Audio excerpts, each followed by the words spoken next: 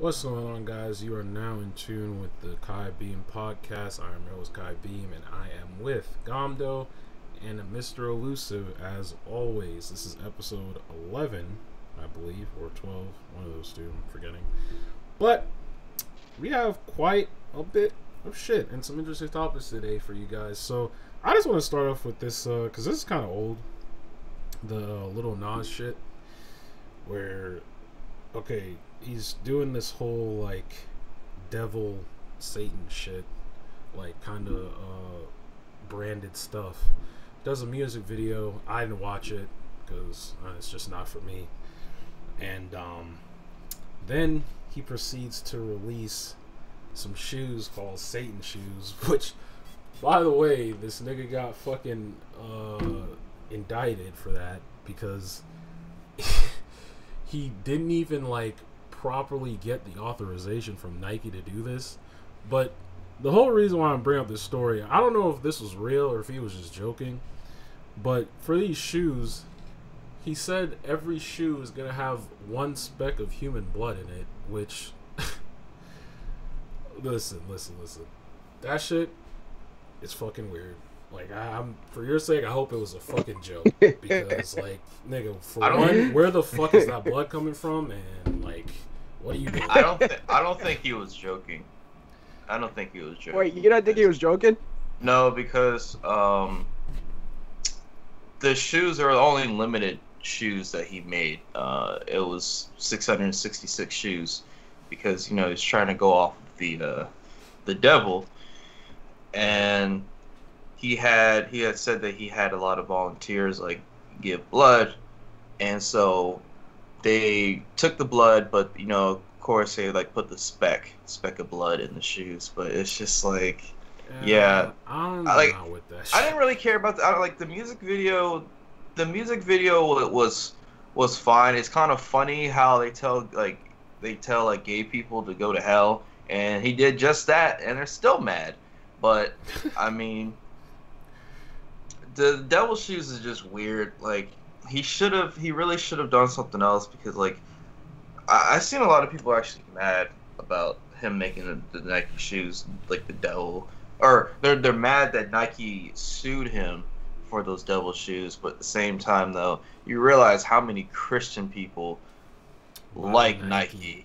Yeah. Like, they're not gonna tarnish their image and put Satan shoes like that. And then on top of that, he didn't get the proper authorization. So Yeah, he didn't clear it. Like, it's just like Bro, who the hell gives him like permission to design a shoe and have it like go into production before it can be released anyway? I think it was like sponsored through another party that actually made it, but again, they didn't get the clearance from them. Yeah, them. They didn't get the clearance, so it's like, why would you? You want to tell me like that? Nike is just straight up out of touch with everybody it has sponsors with, that they can just allow somebody to have an idea for a shoe? Well, I mean, go to a sponsor and just put that logo on that shit and like have it and go into mass production. Yeah, well, it's not mass production. Like, you remember, it's only 666 pairs. So I'm pretty sure what he probably did was just like, yeah, fuck Nike, let's just make our own design and just do it. Like, and then when they found out, they were like, no. It's just him having that Nike symbol on the shoe, because like I said, Nike does not want to have that image put out there. So right. I mean, there's a music video for this music that he put out, or just the lyrics?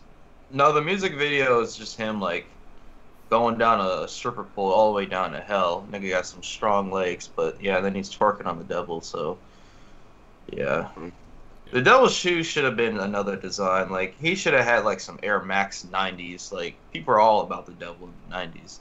So yeah, he should have. He sure has been. How do you say it?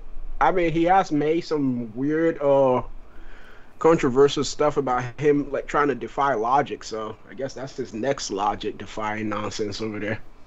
Yeah. I mean, this honestly comes off as like clout chasing. I'm not gonna lie. Like, that's. I couldn't really care anyway, because like it's just things famous people do just to have people talk about them.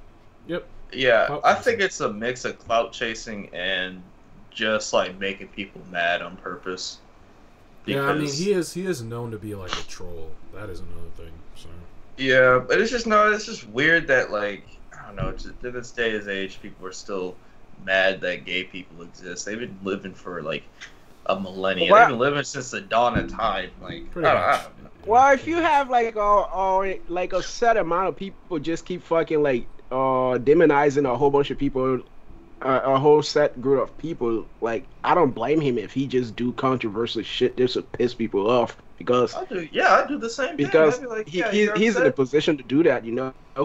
Exactly. His haters are just gonna be hating. And that's all I could say. Yeah, it's true. Yeah. True. Yeah, well, I mean, guess- besides the music video shit and the shoes and whatnot, but that kind of satanic shit is kind of stupid though, because you're messing up your deal with your sponsors and stuff. I don't think he was He wasn't sponsored by Nike. No, he just like basically what he did is if like I were to take a Nike shoe, customize it, and then do promotion of it and sell it and make profit. That's basically what he was doing. I understand. Like how people just take like Adidas and just like spray paint it and do other like customized design of it or Jordans or something like that. right, like the Yeah. Soldier, like the Soldier console. Oh, okay. I understand. Pretty much, yeah. I thought Fucking he had a sponsorship from Nike and he's like fucking up his money because that would be some stupid shit to do right there. I mean, he already kind of is because just by doing that, other people are going to be a little hesitant to probably do anything with him. 'Cause Yeah. I mean, like he could do other stuff though. Like fuck a shoe deal. Like Yeah, that's true. Yeah, I mean, don't know. Shoe deals make a lot. Drake of has got a good shoe deal Yeah, going he- on with Nike, so, but money. I mean, like he seems like he has other source of income. So Oh yeah, Like, for yeah, sure, it's for like sure, other for source sure. of I'm not income. saying you're gonna go broke from them. I'm just saying you limit your opportunities. That's all. I'm just saying. I mean, So, Kobe had a shoe deal with Nike, and before he passed away, he was gonna make a Mamba shoes. So it ain't that good. So Right. so what's going on with Chinatown? Because Oh yeah. it said it was supposed to happen, but I guess it's not. Like Yeah, basically, what ended up happening, and for context, we're talking about Apex because we talk about Apex all the time, so we play it. But basically, what ended up happening is there was supposed to be a Chinatown Market event, not an event, more of like a collab, not any game modes or anything, but they were gonna have like special skins like Bloodhound, Wraith, Mirage, and Lifeline, I believe. And basically what ended up happening is, I guess in light of what happened with like Asian shit, with like all the, stuff that's been going on, like horrible stuff, they decided, Chinatown Market anyway, they decided to rebrand and they're changing their name. So basically Respawn was just like, well, if they're going to do that, we're just going to respect those decisions and just hold off on doing that collab. So basically, when that was announced, Shrugtall, like one of the data miners that's well known for Apex content, he basically said that like the rest of season 8 is pretty much busy, so it's probably not going to happen until season 9, which is like, I mean, it's whatever. I rather like want content more so like the War Games event that's supposed to be coming, I think either this week or like sometime soon. So yeah, sure. I'm looking. For I mean, I can understand why they did that because right now with the amount of Asian hate that is going on out there, Yeah. I hope they do bring that back and kind of use it as like a branding to like support the Asian community, right? Mhm. Instead of just making it just one of those kind of events. Let's just make it like how they did the Black Lives Matter thing in the game. They could also do that with the Asian town branding or whatnot. But what they could also what I'm also hearing is like season 9 is gonna be having like a lot of Titanfall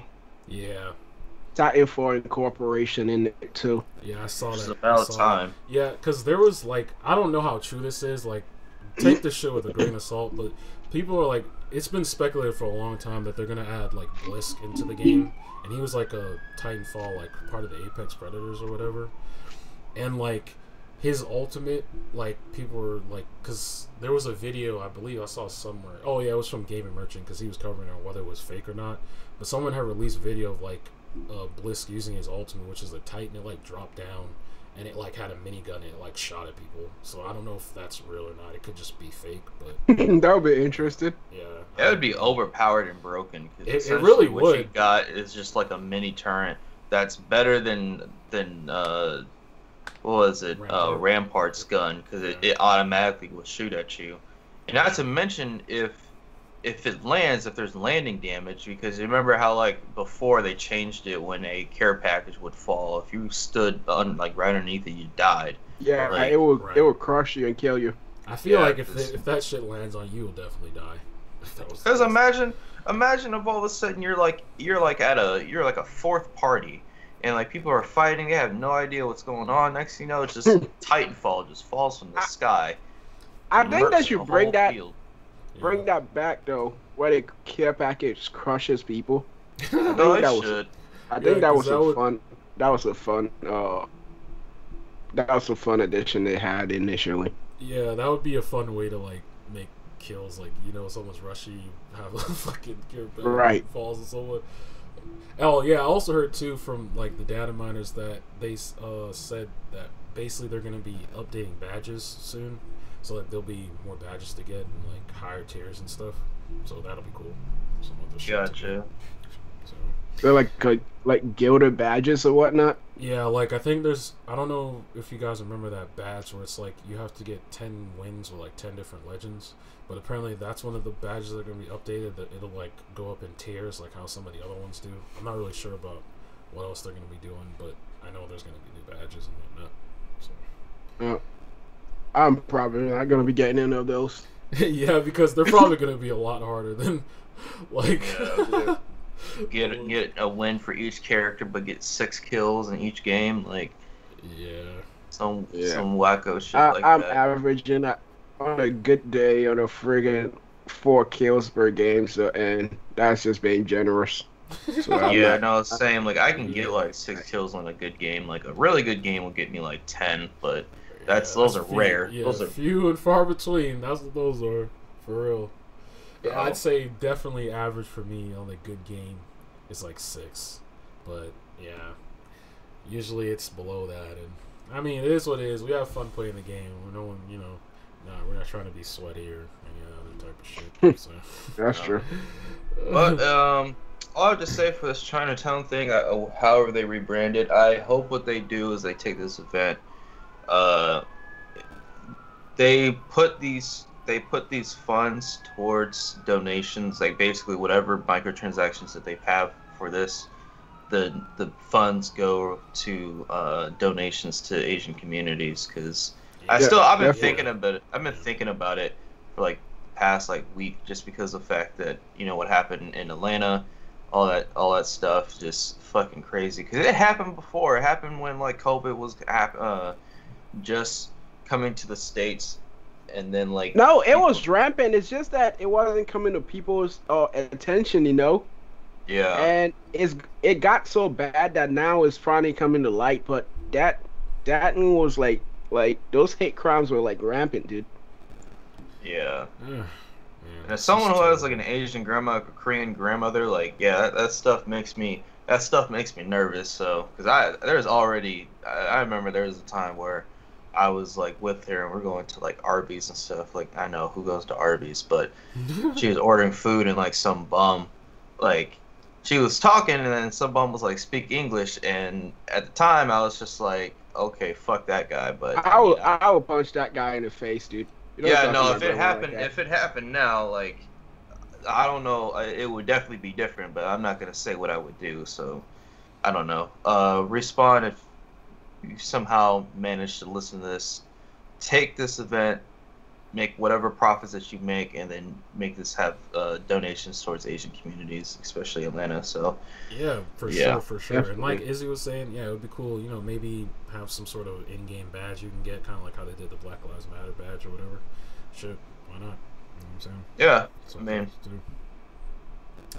But we have some good news. We're just jumping all over the place. We don't have any such shit. with the Obi-Wan series starting production soon, and they announced like a whole bunch of people that are going to be joining. I don't know none of them, but who's actually making this? It's Disney. It's going to be on Disney Plus. So. No, I mean like it's the director. Who's directing this? They're probably gonna just have a whole slew of directors like most shows. Yeah, I mean they're gonna have a showrunner, but they may just have like different directors for each episode. Because I'm not gonna lie, directed by Deborah Chow. Wait a minute, executive producers along with Lucasfilm's Kathleen Kennedy. Oh. I'm not gonna lie. Also serve as executive producers. Yeah, along with Lucasfilm's Kathleen Kennedy. I'm not gonna lie. When Mandalorian was like on its second season finale, that moment where like Luke Skywalker showed up was kind of like reliving a childhood that like I didn't know needed to happen, because I guess I was a huge Star Wars fan, and then it dwindled, and then the trilogy came out in 2015, shat on everything, and then I don't know, it's just for some reason like Lucasfilm has like this, I call it a civil war going on with these shows and these properties, because like one wants to have, which I mean like Dave Filoni and Jon Favreau wants to have this true to legend Star Wars show and movies, and then Kathleen Kennedy wants to have like identity politics where like they just put in these characters for the sake of like social commentary without really having any context. If you guys were to look at Star Wars, the YouTube channel, and you would see how they have the show, or the Old Republic or High Republic, they get downvoted to hell. Like, I'll look at one. Yeah, there's this one where they're talking about the characters of Star Wars, the High Republic. They have 22.3K likes, 14K dislikes. God damn. Yeah. Shit. And this has been going on ever since Gina Carano was fired. So I don't know. I'm cautiously optimistic about this, because what I just want to see is Obi-Wan go through his trial of tribulations of being a hermit. I don't want to see him just being like, oh well, like I'm an old hermit now, but I'm not gonna mansplain that to you, so here we go. Like I don't. Please, fucking no. Well, they seem to be bringing a bunch of characters back. They even bringing Hayden, whatever his name is, back as Anakin. So I don't know where the hell they want to go with that story anyway. I mean, well, at some point, because it seems like they're doing some things from the comics where Anakin did, like Darth Vader did fight him before A New Hope, and he still lost. But I don't know. I hope this takes this is a chance for Hayden Christensen to perform better instead of getting like the terrible writing that he was given in Revenge of the Sith and Attack of the Clones, because that boy right there, that boy was something else. The question is he gonna do his own Darth Vader voice, or I mean, probably not. Or is somebody else gonna do the Darth Vader voice for him? Usually, well, didn't the person who did the Darth Vader voice, or was it the? No. It's James Earl Jones. Yeah. They'll probably still have him. So they can honestly just recreate it. Like the voice is so. It's so iconic now. You could use any kind of digital format, edit into recreate that voice now, dude. Yeah. So that's just what I hope. I just hope that they don't do no Rey shit where all of a sudden like they try to just do all this weird stuff. I don't know. It's complicated. Like Lucasfilms is fucking complicated. That's why I think Benedict Cumberbatch didn't want to be in any of this. I don't blame him. That entire franchise has become like a freaking nonsense pull of like they have no direction where they want to go, and if you don't have any direction, you just kind of set yourself up to have like subpar product. Well, they do. Like, at least two people have a direction where they want to go. They basically want to turn Star Wars Legends into a TV show, but Kathleen Kennedy, for whatever reason, and I'm not saying this out of speculation, it's true. She has said like she did not like Luke Skywalker having like this heroic role because he was supposed to be like a failure, which is like why. It's fucking dumb, man. What the fuck? So I don't know. Yeah. Well, now that he's dead, I guess we can just fucking get on and move on to another better friggin' Star Wars property, I guess. If it's even better, they could just go back to when they have like the old Republic and just screw everybody in the damn current. No, they're doing that now. They are doing that. Well, they're doing the High Republic, but it's bad. High Republic. Yeah, the High Republic is basically they're going back in time where like the Jedi were like the best of the best, and let me look it up. Isn't this the one you said where they assassinated like Yoda's character? Yeah, basically that like in one series they basically said that because Yoda was still there, because he's like 900 years old, but right. They said it was Yoda's fault that the Republic fell. It was just like, why would you do that? That's kind of stupid because like if somebody who's supposed to be such a wise person, if you have like 3 times, like you lived long enough to have your civilization crumble like 2 times under your watch, then you really should be like the monumental failure of whatever freaking order you're trying to stand for. Then, because I think if you have a civilization fail the second or the first time, you should learn from that lesson and don't let it happen again. Right. Yeah.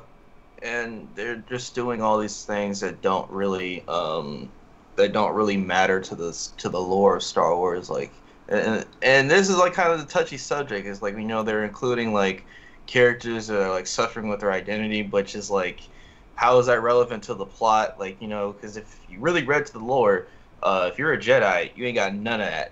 You have no identity. You can't fall in love. Like that's just the whole thing. Right. Oh yeah. What they're saying about something like Jedi's getting married back in the High Republic days and all kinds of other stupid shit that was going on in there? I guess Look so. at that. So if Jedi's could get married back then, so why the hell were they on Anakin's case like constantly about those kind of stupid shit anyway? I don't know, but I guess they said it's Yoda's fault. Because what I think they're teasing, because they're supposed to be like a High Republic show.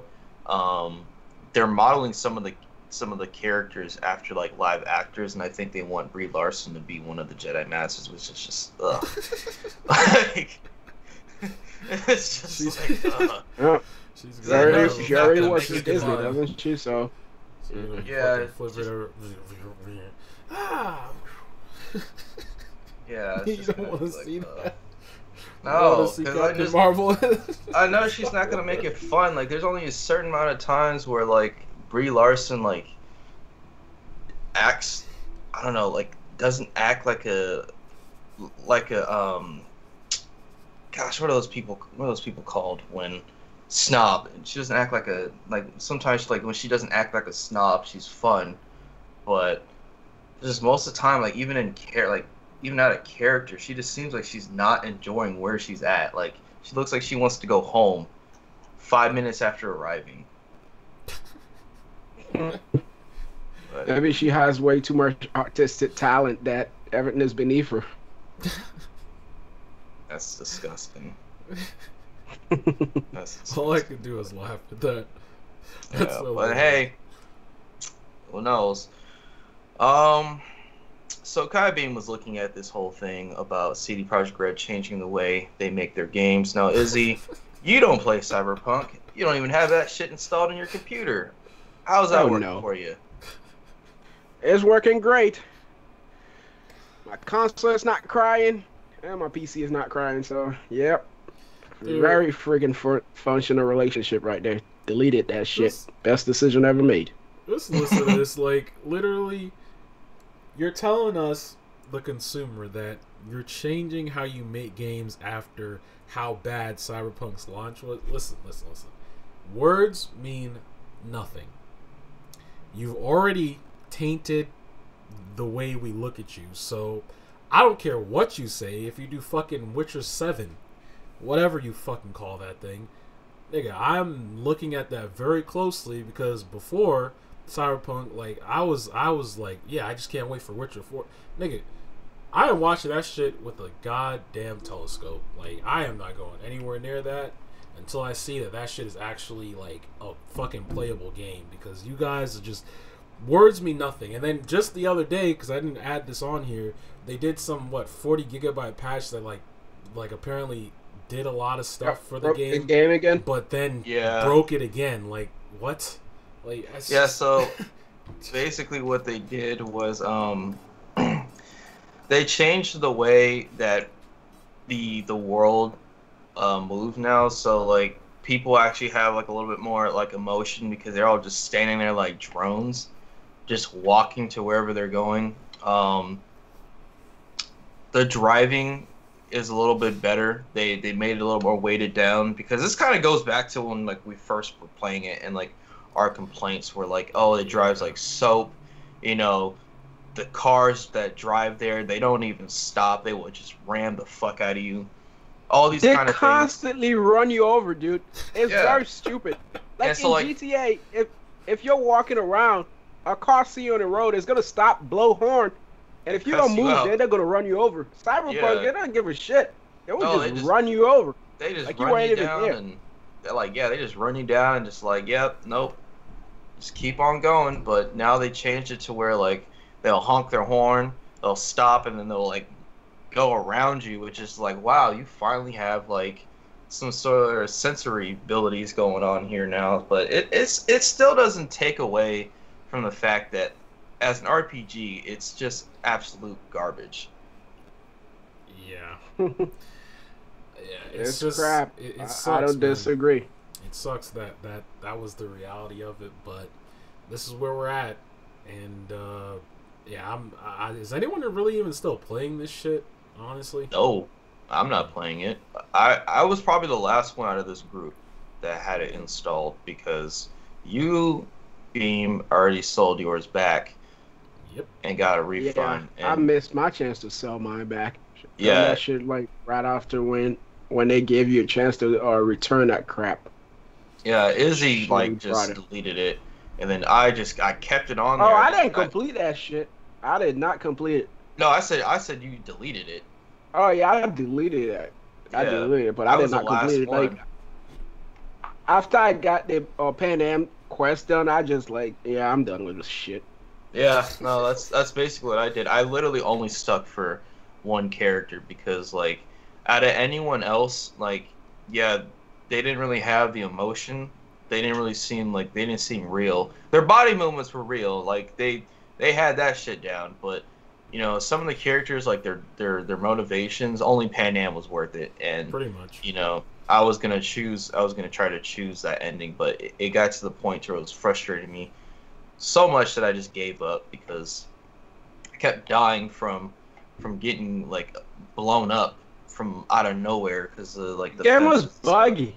Like, you would just get injured out of nowhere while you're in the middle of combat. You don't even know who shot you. Like, or police would just fucking appear behind you and shoot in the back of the head. Like, yeah, my other thing too was, like, whenever you fell, it would take you like 6 seconds to get up, and it's like he has to reflect on, like, the event that just happened for him to actually get up. He's like, oh, okay, like, you get killed that way. It's not a fun game. It's not. No, and the bugs made it even worse. Like, especially on the consoles, man. Like, it's just, how do you come out with a game and do that? I don't get it. But at the end of the day, it was all for money, and I hope it was worth it, because like I said, you're tainting the eye of the gamer now, and I'm staying far away from you. So, I guess so. What's this about? I see you have here rumors for '90s Spider-Man. So basically, they were saying that for Into the Spider-Verse, because I guess what they want to do is like each sequel they want to include more and more Spider-Man. Um, so they already confirmed that there's going to be a Japanese Spider-Man, which I'm interested to see how that's going to work because I know he has like a Megazord or something. But the '90s Spider-Man, which was like the one that like screamed a lot, Right. there's a possibility that he's going to return, which I'm really curious how that's going to be because like we had so much fun with that show, like just because the fact that like the dialogue, the way this man would like respond to like just things around him is just like life or death. Apparently, it's so funny. Like, I love that show, but I Yeah. also included the animated series season 6 as far as like what that would have been like because for anyone who hasn't looked this up, there was going to be a season 6 of Spider-Man. He was going to find Mary Jane for some reason in 19th century London, and he was going to fight. He was going to fight Hobgoblin. He was going to fight Carnage again, and then Betty Brant was going to be a potential love interest. That all was stopped because Avi Arad had an argument with the showrunner, and Oh he my was, god. and they were like, she was like, yeah, okay, well, fuck it, it's canceled. So yeah, What Avi a Arad douche. fucked it up. What a fucking Oh, douche. Is it? this Is, is was Spider-Man Limited supposed to be some sort of like continuation of that or something? I don't know. Let me look it up because Because like I could have swore that's what they said, but it's just like it takes farther, like it's farther in the timeline. So like, yeah, I think that's what it was because they said they wanted to go further in time, but it's just the fucking the way that it looked was kind of weird because they really wanted to go for like the comic look, yeah, and like they had like Spider-Man. This man had like yellow eyes for some reason.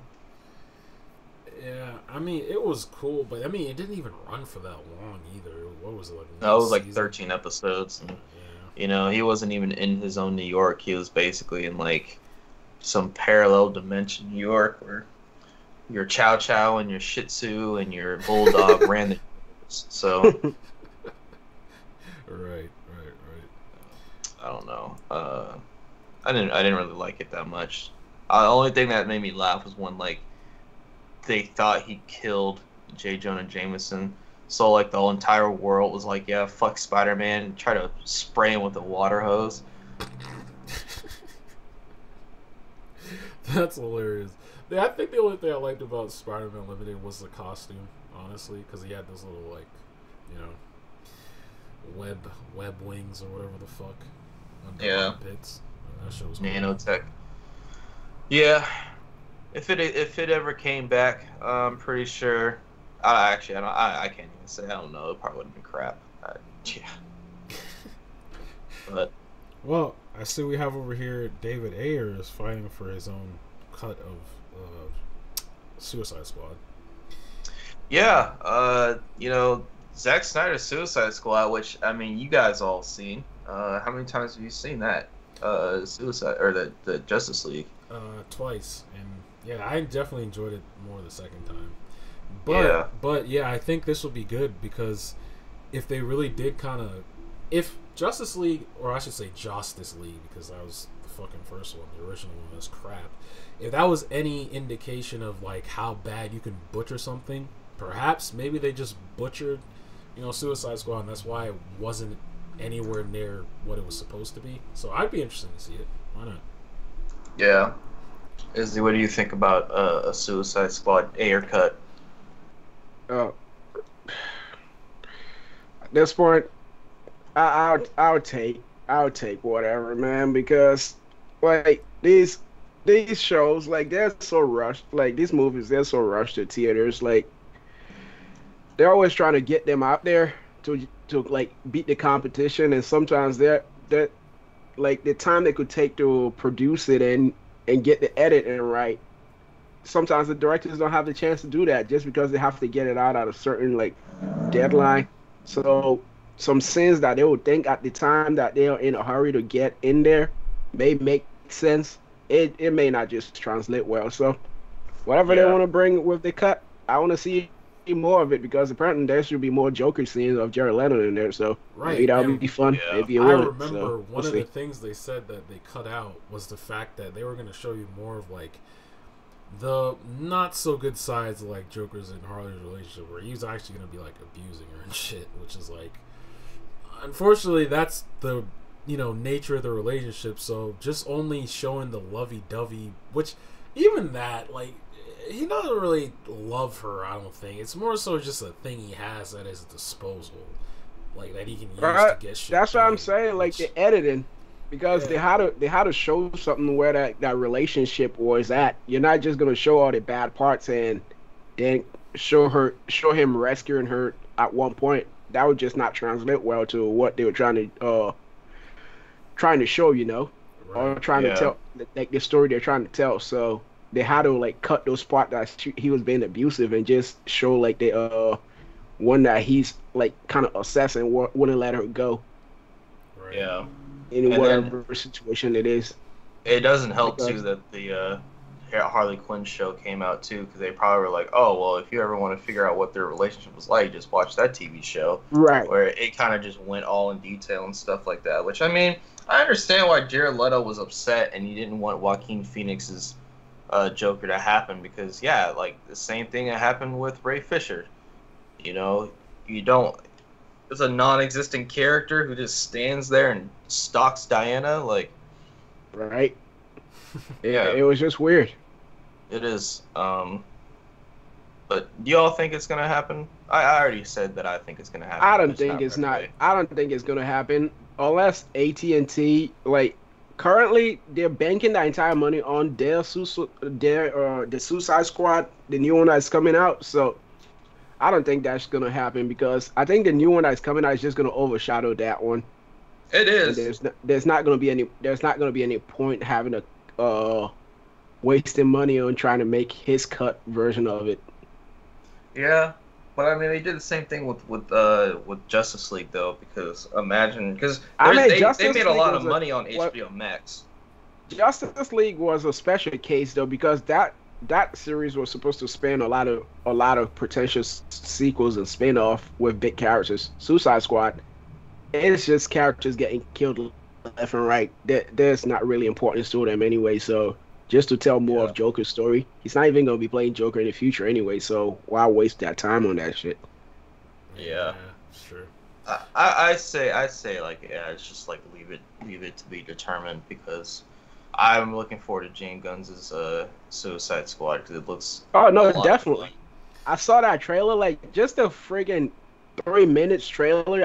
I couldn't stop laughing. So like, I can bet that movie is gonna have like a fun time. Like it's gonna be a fun watch, Yeah. Definitely. Because like we already know A-Team is dying right off the bat because Yeah. right off them making that little Avenger lineup that they were walking like in slow motion, they're all dying. Yep. Yeah. Oh. And Pete Davidson's gonna be funny, but he's still gonna die a horrible death. Yep.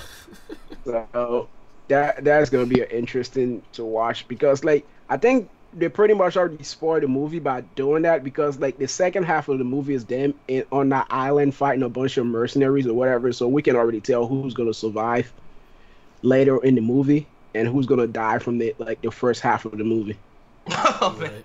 Yeah, I can definitely see it, where they're gonna just be like, yeah, so the other Suicide Squad is like gonna be in prison, so we're gonna have Suicide Squad B, and like Right. they're gonna do their best. They're gonna actually be like more functional than the previous one, but then like something's gonna go wrong. They'll have like a plane accident. Most of them are And gonna they all die. just Someone's gonna crash survive, but not in the burn. good way. Like, oh yeah. Because That'd be that hilarious. happened with Deadpool too. You remember? Mhm. We Yeah. had all this theory Yeah. about what's gonna happen and what kind of team is gonna be created. Like 5 That shit seconds was when these guys were hilarious. introduced, all of them just straight up end up dying. In the So most fucking hilarious as hell. stupidest ways too. Some nigga got electrocuted. Yep. Fucking what's his name? Yeah, got hit by I think it a was bus. like Brad Pitt. Yeah, Brad yeah. Pitt, Visible like- Man. He got electrocuted. Fucking And what's his somehow name? the Got hit guy by a without bus. any superpowers who was just there because of a misunderstanding somehow survived, which is interesting. Didn't he No, die? he didn't survive. He Whatever the died. hell his Remember, in name the was. first, until Deadpool went and fixed the timeline, he got upchucked on by the nigga who was getting killed by a wood chipper. His like vomit, vomit like spilled on him. Oh, and it's he died. acid. Yeah, acid vomit. Like it got on him and killed him. But when he went, that was the funny thing. When Deadpool went and wrote those wrongs, like he only saved that guy with the mustache. He let everyone else die though. He was just like, just go home, teddy bear, please. I was just like, this nigga's fucking stupid, dude. I better tell you what's stupid though. I don't even know what the hell he was doing over there. Came over there by misunderstanding only. No, he said, yeah, I just saw the job ad and I just wanted to be in. And Deadpool's like, okay. It's just like this nigga's not gonna be doing nothing. Like, it's hilarious, man. That's one movie I'm actually looking forward to is Deadpool 3, actually.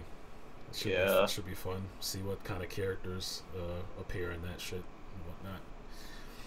Like, glad they'll be able to keep the rated R thing, because that I don't know, it's weird when what you do is when TV shows or movies go from like a rated R, and like, yeah, let's go ahead and bump this to a PG-13, and you know PG-13. Yeah, because like again, Coming to America was one of them, and I was just like, if you just stay rated R. But honestly, wait, the original movie for Coming to America was rated R? I don't remember that. Yeah, because man, when he was getting bathed and stuff, all those women were naked. Like, of course, that was. Oh right, now I remember. Yeah, that's true. Yeah, but like the thing was though, it's just like, I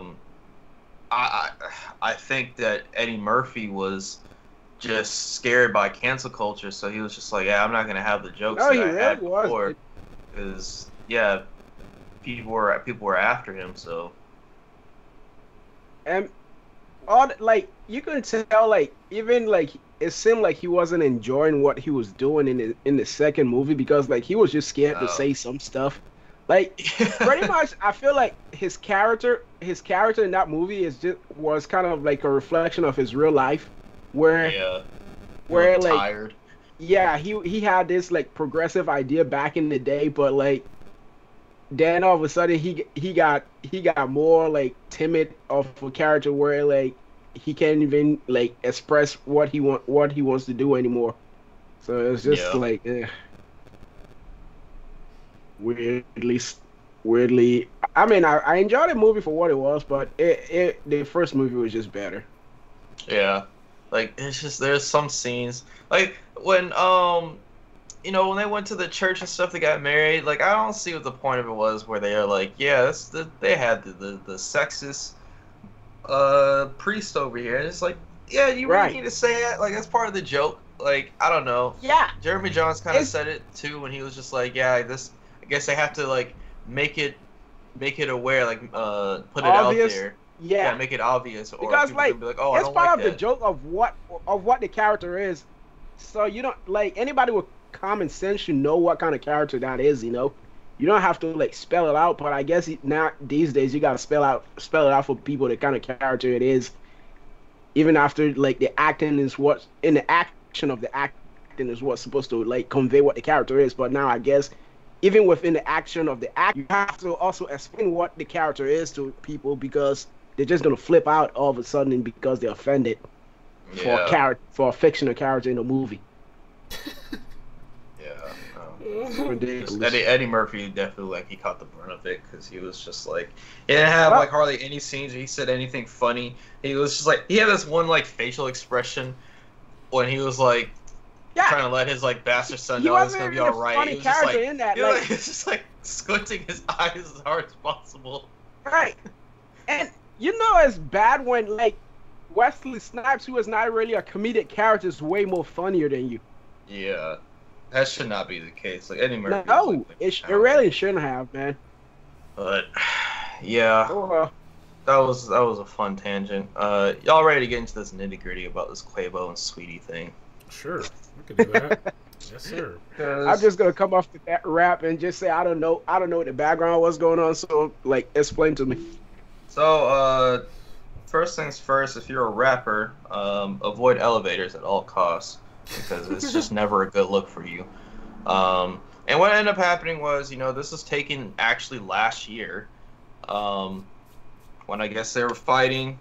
Quavo seemed like he was trying to leave, but Swee took his bag. It was like a Call of Duty bag, and she swung on him. Hold up. Who's Swingy again? Sweetie is, it's like this female rapper. She was dating Quavo. I thought they were married. Because I thought it was kind of the same thing, like Cardi B and Offset. But yeah, they're just dating, and she's like just trying to take his bag. He was like trying to leave, and she tried to take it.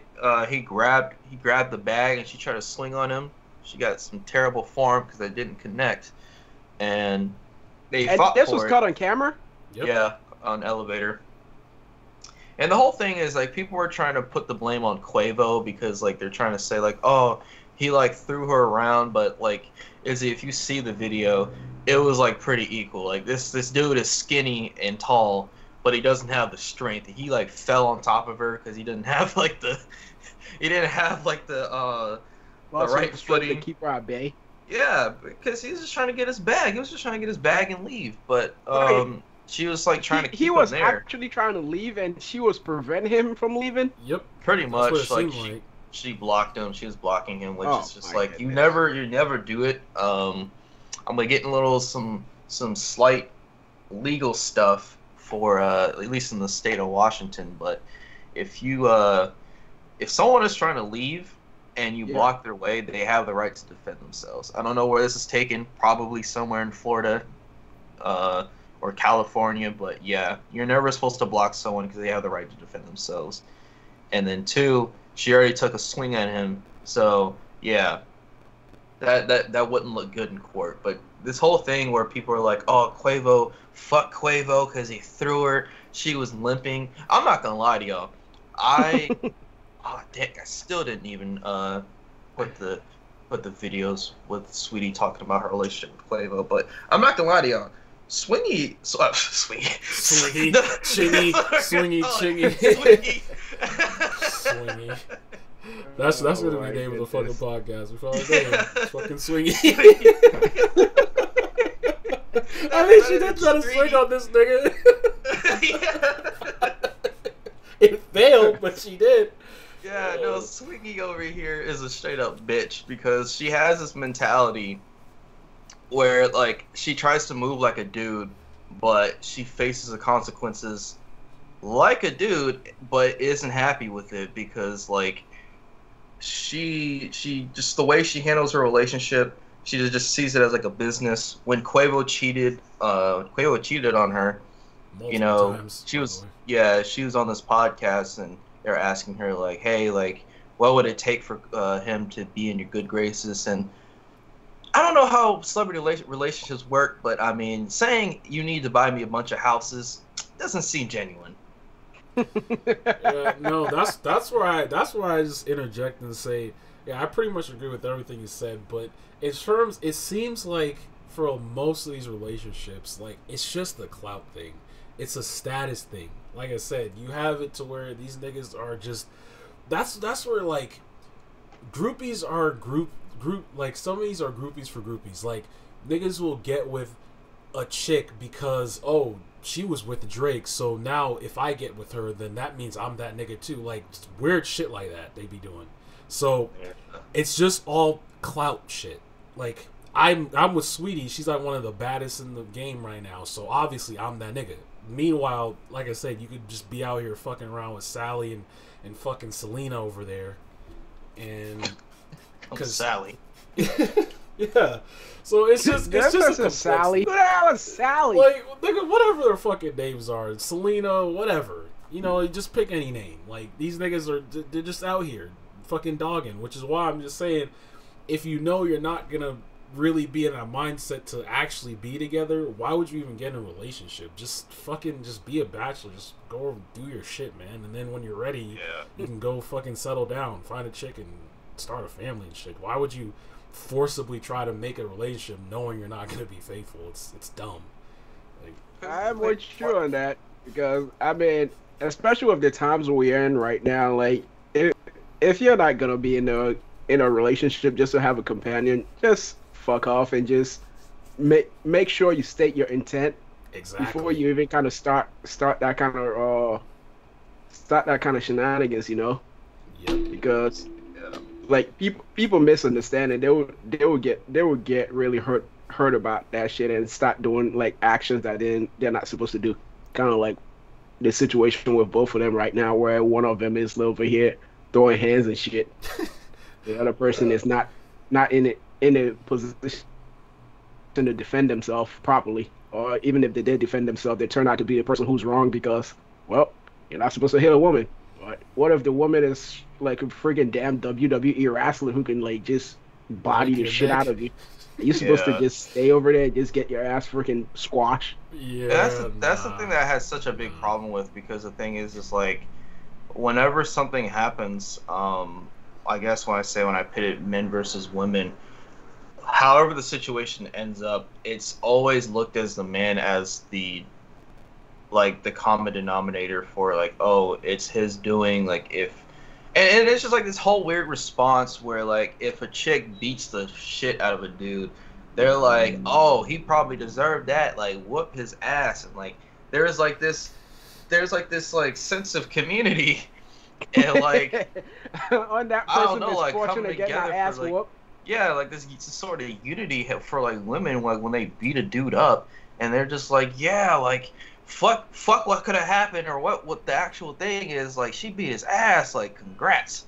And but it's like if a guy does it and he's like defending himself, he's like, oh, you shouldn't put your hands on her because I just looked at one thing. And like I said, this shit irritates me because it's like, they see this whole thing and they're like, I saw this Sweetie and Quavo fight, and I just want to say, like, 1 in 5 women getting caught in domestic violence issues, or no, like, I think it's way more than that. I don't know the real statistics, but like two out of 5 or 3 out of 5. But they're like, yeah, let's just keep in mind that domestic violence amongst women happen, but it's just like you don't do the same thing for when when that stuff happens to guys.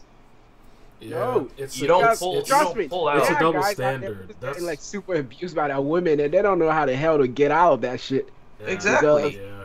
they're either afraid to lose all their fortune through a damn alimony, divorce, or whatever, or they're just straight up pussy. They can't get out, man, because they Exactly. Yeah. just think that chick is gonna kill them or something.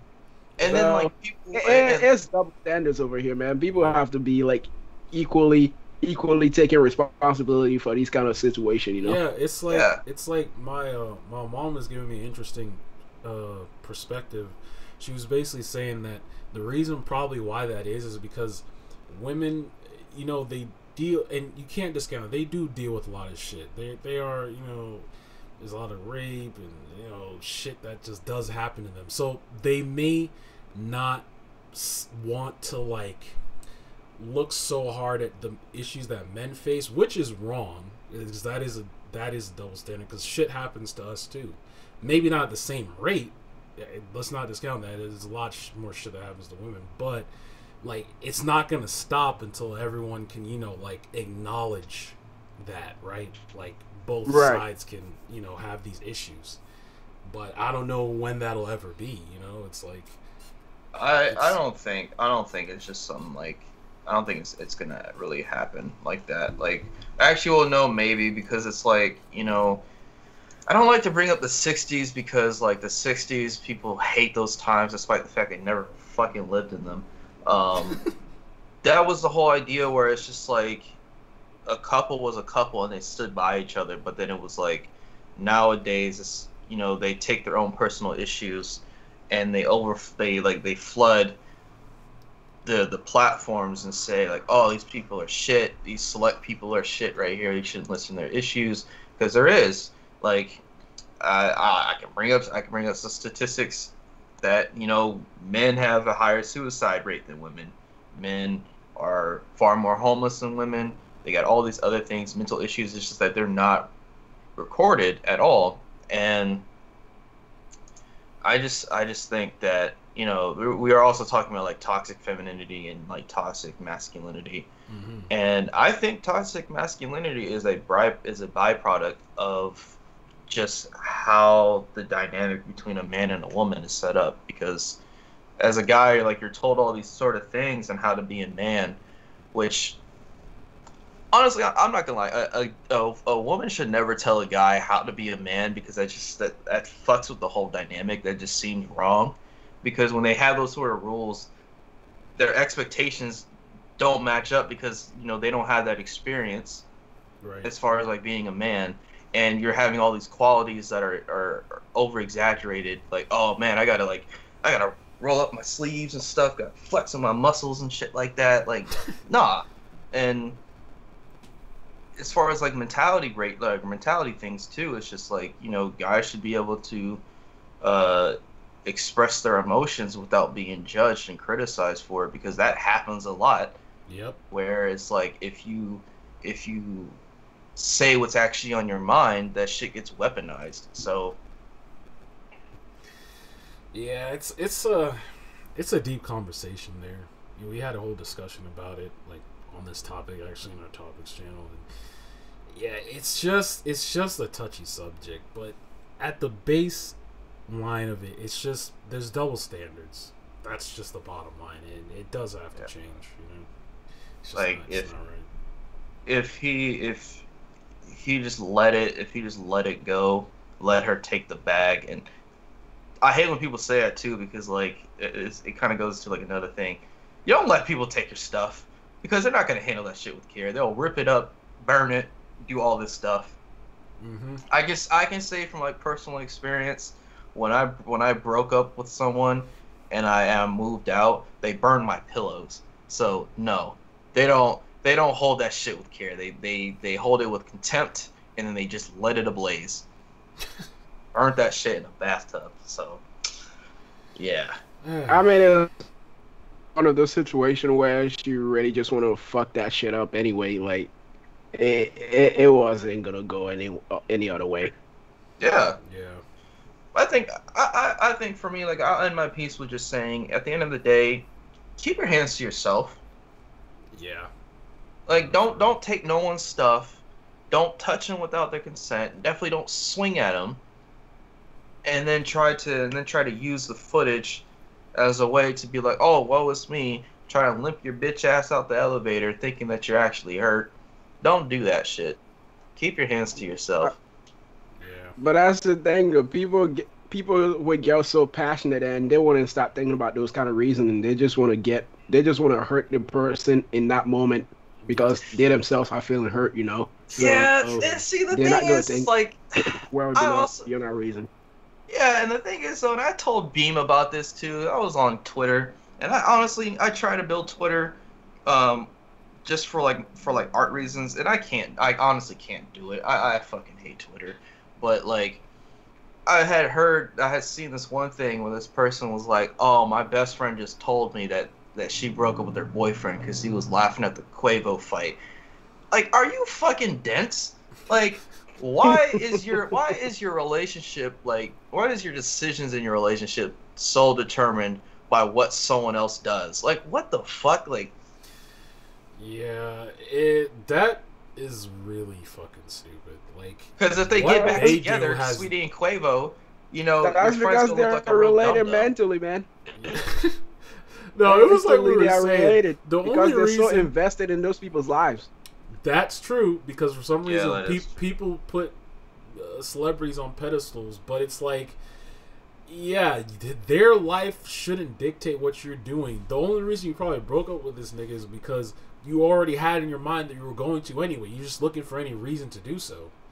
Which, that's a shit reason anyway. I know, that's such a... Everyone, like, put, like, a clown emoji. It may be a shit on that reason to you, but it comments. wasn't a shit reason to that set person. They had to do it, man. They did it, and they thought they were hard when they did it.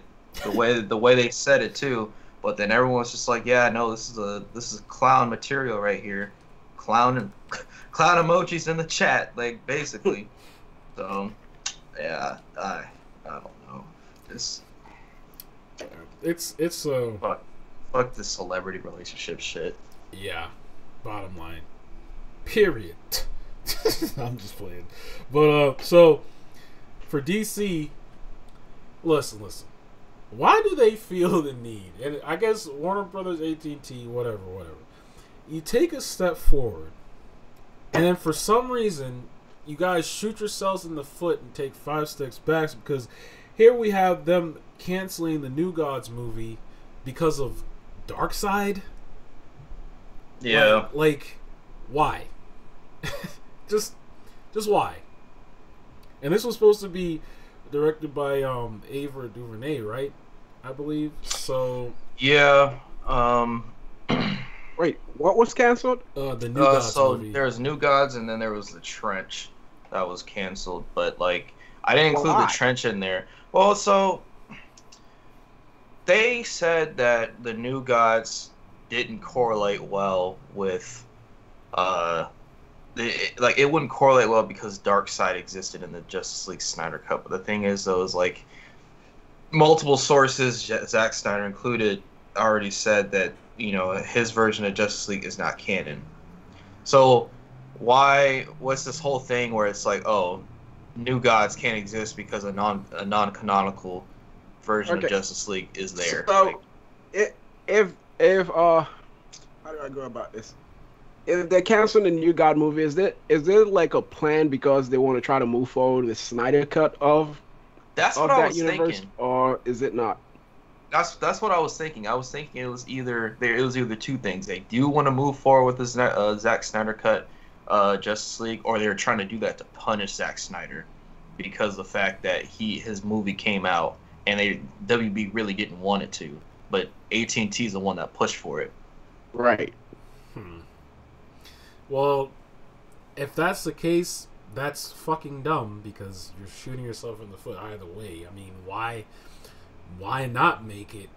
You're already seeming to do all this multiversal shit anyway. Why not have a different Darkseid? Who gives a fuck? Like, it could just be a one-off. Like, it could. It's just like saying the Eternals can't exist because Thanos. We already know what's gonna happen to Thanos. Like, exactly. It's a stupid situation. It's fucking dumb. And I mean, as far as like the Trench movie, I don't know. You know, that's fine. Like, I don't really think anyone was really hyped for that. Just fucking do Aquaman 2 and just get on with it.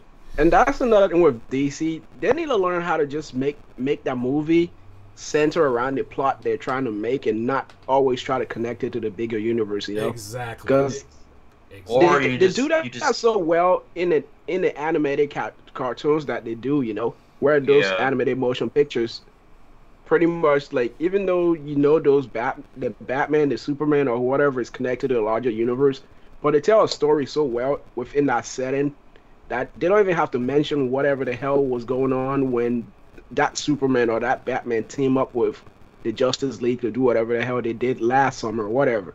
So I don't understand why they always have to, like, try to connect the movie universe, or should I say the live action universe, to other live action movies. If they could just tell a story within that setting and just do whatever Marvel does and just do like a stupid end credit scene that just have a random character show up in the end credit scene after you tell a coherent story from end, middle, and beginning, or whatever it is, to get just tell a story where it's just closing a certain bubble until you're done, and you can do whatever you want to do in the end credit scene. Exactly. Yeah. Like, that's what they did so well. That's why they need to utilize, which, again, I don't know why they have things structured like this. You have the fucking DC Black Label. Use that shit. Like, that's what made Joker so good. It's not connected to fucking nothing. Like, it's its own thing. Just do movies like that. And then, again, you can, when it's, you know, set things up, obviously, don't just fucking rush it like you try to do Justice League. But, you know, give it some time, and then maybe you could do some anti-monitor shit where you have all the characters come together and actually do that properly, by the way, because on the CW, that was, but, you know, have that shit happen. You know, you're doing this Black Superman, fine. That could be its own thing. Maybe he meets, you know, Henry Cavill's and, you know, the Batman's come together and Wonder Woman's and all this shit. And, you know, you fight the anti-monitor. Cool. That could be cool, but don't try to fucking just do all this shit and then it's just not working. Like, you take a couple steps forward, and then it's like you take hella steps back. I mean, you had Wonder Woman 2, and that was just like we everyone knows how we feel about that movie. That shit is just boo boo. It's just like, come on, guys, pull it together, man. You have this fucking Snyder cut. That was a W, honestly, if anything. Yeah. Like, I mean, 'cause that's like the most cohesive, like, ensemble cast on DC's side ever, and it's just like everything works so well. And I mean, like, yeah, go ahead and do all these things where they take place in different universes, because I mean, the only thing is just like the Black Superman thing makes me nervous is because of the fact that not what they make is how people receive it, because the general consensus doesn't believe in individualism, and they just think that, oh, if a Black Superman exists, then they're just gonna think it's this whole thing with Luke Cage thing that stirred all this shit up, because that came out like, yeah, Black people were kind of treated horribly, like by police, and I don't want the same thing to happen, because I'm tired of people in our community getting fucked up because a movie was trying to do something good. So right, yeah, I agree, definitely agree. So, yeah, we have this topic here, and we were actually kind of confused because we were trying to wait to see. But if you don't know, you've been living under a rock. DMX apparently has been hospitalized, and this story is developing because there's so many different sites and shit covering it. But the general consensus seems to be that one, he overdosed on drugs, which is terrible. Like I was explaining, these guys, I'm not the biggest DMX fan, but I used to listen to him as a kid, and I know some of his stats and stuff, and you know, he's a hip hop icon. But yeah, basically he OD'd. I think, you know, it's just a lot of his lifestyle. He just is, and like I was telling them too, like in this thing I was watching, he was basically talking about how he's always struggled in his life, and when he got fame, it made it worse. So as we can see, everyone thought he was clean, I believe, and you know, he must have had a relapse, and now we're here. I just want to say prayers up, man. I hope he lives through this, and hopefully he can get the help he needs, because you know, it just sucks to lose people like this, man, especially like a legend like this, you know. So yeah, I definitely do hope he he gets a speedy recovery. I mean, he's still on life support. And actually, I looked it up because, yeah, I was getting conflicting reports. And one said he was off life support and he was breathing well. Then it came out that report was a lie. Somehow the news reporter, like, misheard, which is really weird. But, yeah, I don't know. These whole things, like rappers overdosing, like, when Mac Miller overdosed, that clearly fucked up the whole, like, everyone who was a rap fan, because Mac Miller himself was like a legend, and just, you know, he had issues kind of like DMX, yeah, and yeah, he ended up dying from overdosing on fentanyl and other stuff. But I hope that doesn't happen to DMX. For sure. So sure, we've just lost a lot of people, man, especially in the music community.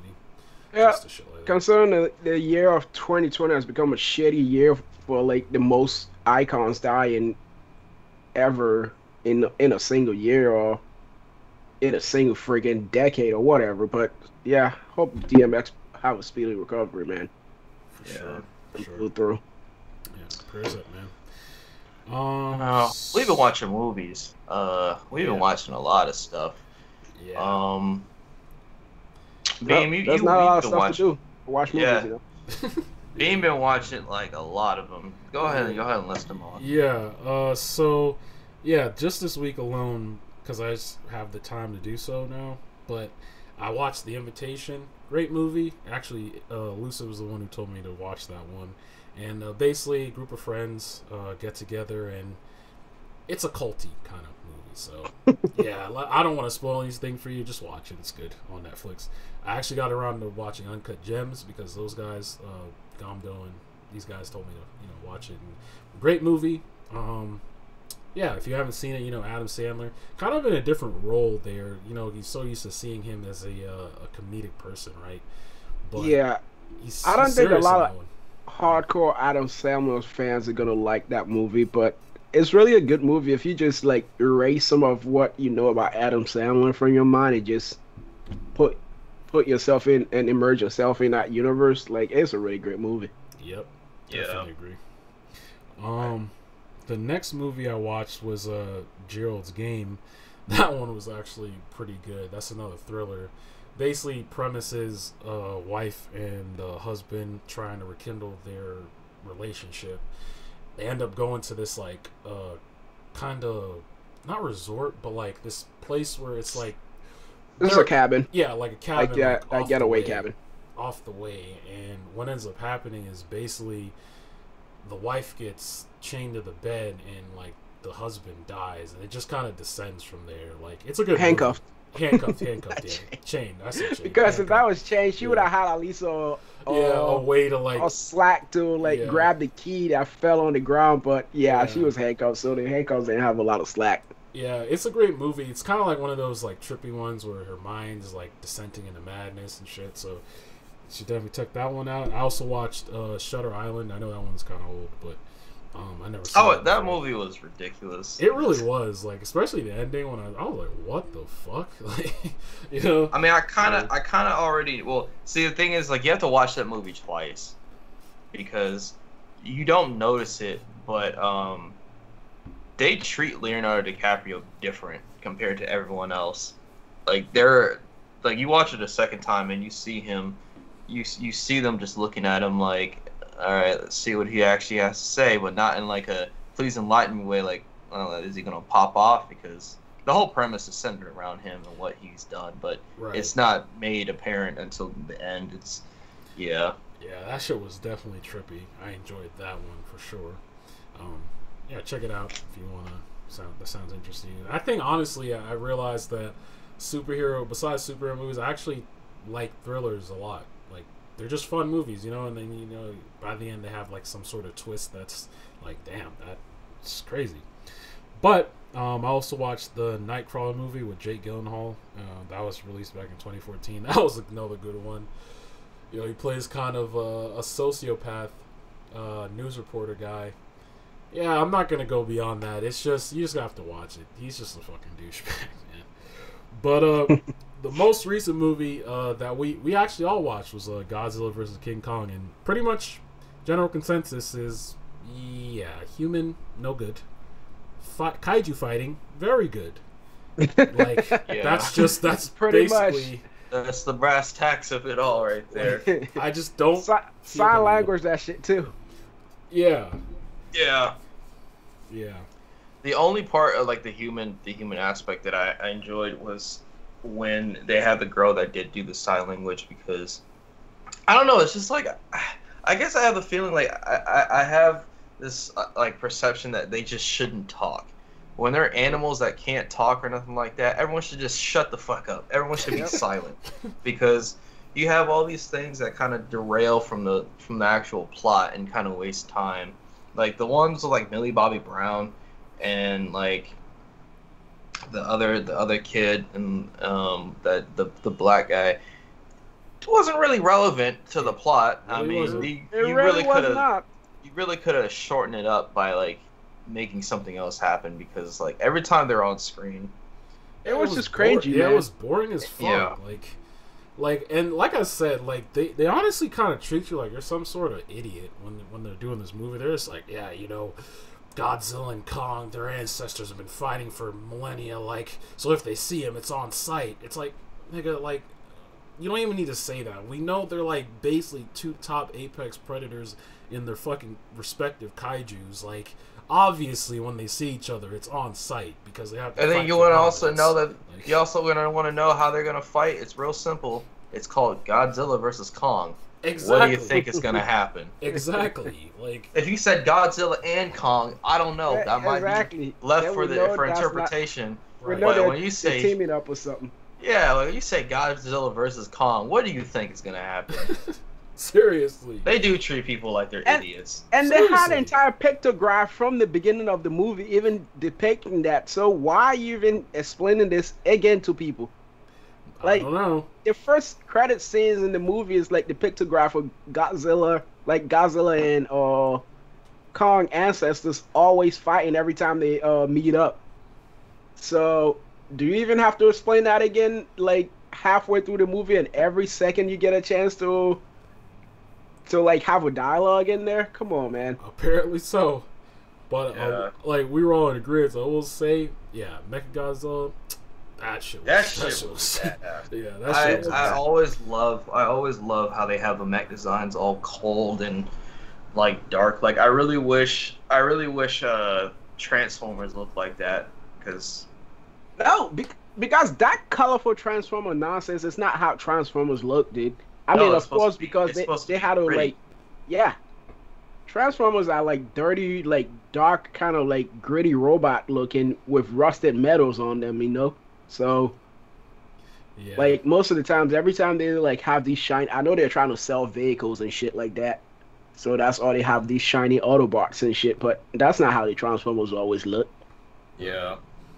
And I mean, the problem with those Transformer movies, yet again, is interjecting not only a horrible story and Michael Bay explosions, but fucking human shit. Like humans, yep. Like, I never even watched. I remember whatever the last one was, but I remember telling you guys I didn't watch it, but I just heard like what the story was, or like how like fucking what's his name's character. Mark Wahlberg's character is like some like special person, and because he hasn't had sex in like 30 years, he's the fucking guy that's gonna lead them to win. And it's like, what? Like, what? I watched all the Transformer movies, and I just gonna tell you, they're all shit. It's I garbage. love their explosions. It's garbage. The first one was decent. I mean, it was decent because that was the first time you ever had like a really good like a live action of a toy franchise from the 90s like ever make it to the big screen like that, besides like superhero movies and such. Yeah. So that was like I wouldn't say revolutionary, but that was like something new, you know? Different. Yeah. It was a new genre that could have been handled a lot better, but you know, they really wanted to emphasize on the hyper masculine boobs, cars, beer. That's literally the main three things that are in Transformers. Like, I kid you not, they have these gratuitous ass shots with every female character. And then the fifth movie, they were getting a little touchy because of the fact that they were kind of teasing it with a girl that was clearly underage. You know, man. It was like yuck. And yeah, no, there was one point where Mark Wahlberg was like trying to look for clues, and his best course of action was to like tear up an entire office trying to look for stuff. And then when they got into like the Autobot, or not this Autobot, it was like this Cybertronian base, he was trying to find the Staff of Eden, but then like it was transformed to something else, but he like didn't know that. Apparently they completely forgot Transformers existed, so he's like freaking out. He's like, what are we even doing here? Like, this is stupid. Like, yeah, maybe calm down for a second and just think, you know, if it's not that, it probably transformed into something else. Right. Like, and he was supposed to be some kind of a genius in that movie. He was no genius. No, in that universe, he was supposed to be some genius inventor guy. But that just went to revert back to like him being like a guy who's supposed to be like a brainiac, genius inventor guy turned out to be like this Conan the Barbarian monster slayer, giant robot killer guy. I'm like, what the hell are you guys doing? I don't want to say that. This man over here doing shit that Marines and like special ops training guys couldn't even freaking do, bro. Like, I'm like, what? I'm not gonna lie. Isn't he supposed to be like a nerd or something? Like, I know nerds are not always like depicted as not being physically fit to do stuff, but like that's how his character was introduced. A guy who's just an inventor guy who doesn't know combats and shit like that, but all of a sudden this guy's turned into Conan the Barbarian and shit, having a sword and slaying giant robots and shit. I'm like, okay. I don't think that he was.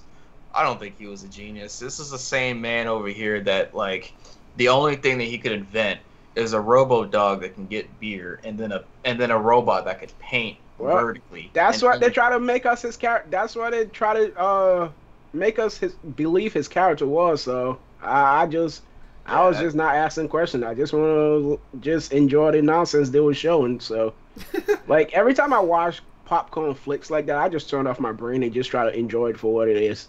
well, Nonsense. you have to because it's just it's wild. It's wild. Just trying to actually make it make sense and Yep. Because if you start questioning stuff like that, you start losing your mind, man. yeah, because Okay. I've been when I watched the fourth one, or was it the fourth or fifth one? I don't know. It was the one where basically it was like the knights, but yeah, like there's some plots right here where it's like, yeah, Bumblebee was in World War II, but wait a minute, I thought he was helped here. save He the came in the slaves first and, one. and people from Holocaust. I'm like, okay, Yeah, that like makes he a lot of sense. he went to go stop Hitler. Like what? What the fuck? And then he And helped, then like they helped Harriet Tubman in the underground. yeah, yeah, like underground slave transformers. Like What Oh, the fuck? it just didn't make any sense. So then Sam Witwicky died. Like Shia LaBeouf's character got killed Right. off. Really? In the No. background, and then they even Yeah. like No. they didn't even never speak of him again. Like Nope. they just tossed that man under the bus like he never existed and try to depict him as like a madman or something. And I'm like, this is the guy you made 3 movies about. How you Yeah, just gonna no. toss him under the bus like that? Apparently, Okay. apparently they were trying to allude that in the fourth Transformers film, when all the Autobots are getting killed off, like Sam Witwicky was one of the humans Like, that got caught up in it.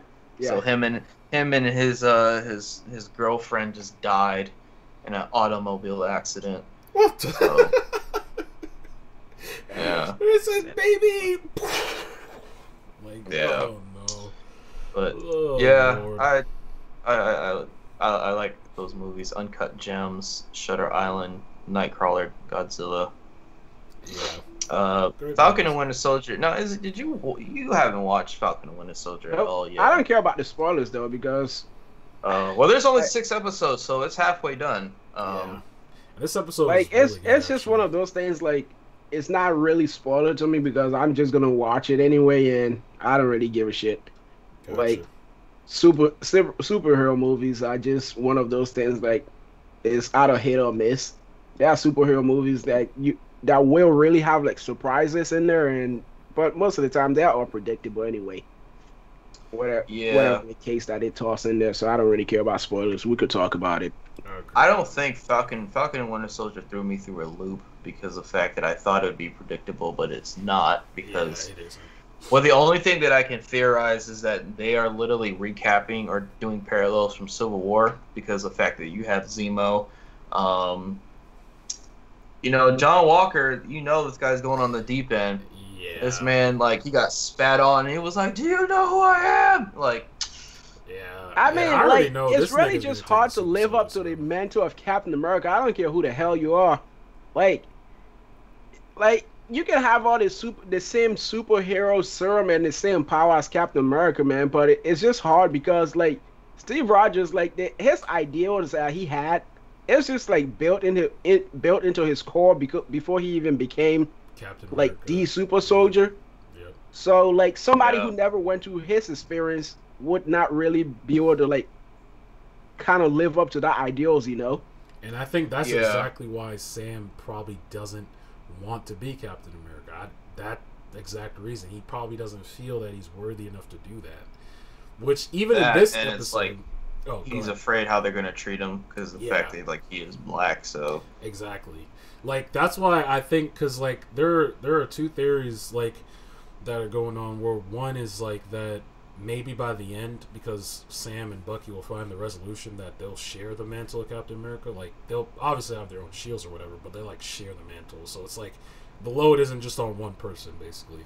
I could see that. Yeah. I could see that. And then, 2 is, like, that a lot of this is, like I was telling Gomdo about it. I don't know if I told you, Elusive, but, like, people are saying that they're really, like, hardcore setting up Thunderbolts, because you have Zemo. Zemo's back now. You have, like, you could bring Abomination, and then the chick in the Flag Smashers, she'll probably be on there. You have all this stuff going on, and even then, they're continually setting up Young Avengers characters, because you have Isaiah Bradley, who showed up last episode, and you have his grandson over there, Elijah Bradley. So Yeah, they're continually like setting shit up, and it's pretty cool. But yeah, as far as John Walker goes, though, I'm pretty sure he's gonna take the Super Soldier Serum, and he's gonna be out of control, probably. Yeah. Yeah. Yeah, I think that's gonna happen because like he already kind of feels powerless.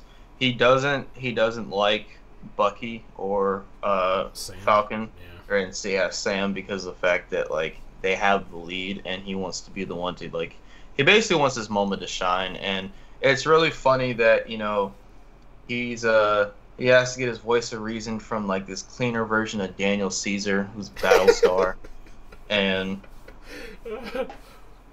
he's just like, yeah, man, maybe we should take this by the books. But then he's like, you think we finish this and we get what we want? You think they're gonna care how we did it by the books? Yeah, and that's like, that's gonna blow up in your face. As soon as he say that, I was like, yeah, this nigga's not. He pretty much just said at any means necessary, and it's just it's gonna be a mess. And wasn't that Black Lightning's motto? Any means necessary. Oh yeah, wasn't that the model for his school though? Yep. That shit is funny. What was I gonna say? Yeah. That's shaping up to be a disaster, but have fun with that, man. Yeah, no, because like, and you know what? This series actually made me like Zemo a lot more because I was actually during Civil War. I just felt like, yeah, he's a villain, but did he really Zemo need is to be there? He is a compelling character. Like the only reason he just came off as like crazy person is because like you have all these like superheroes who like save people on a global scale, but the amount of damage they cause when they're saving people is it shouldn't be overlooked, dude. Yeah.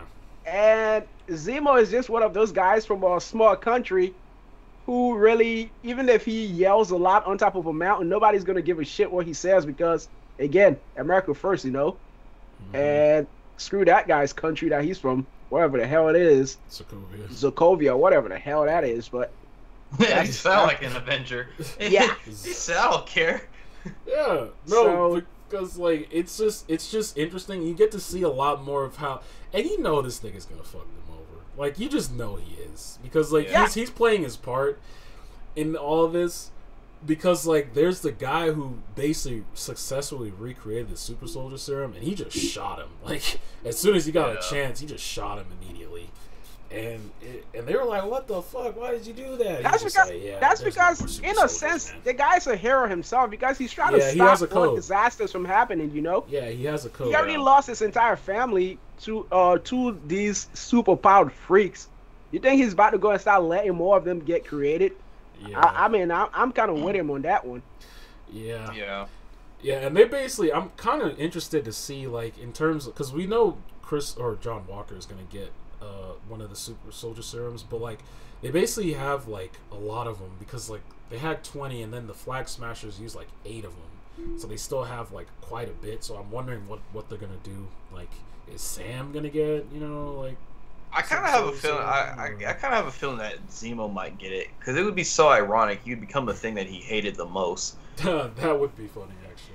Yeah. And then he'd be like, I don't want to kill myself, but gosh, I do hate myself though. Like, I don't know, maybe it'd be one of those things.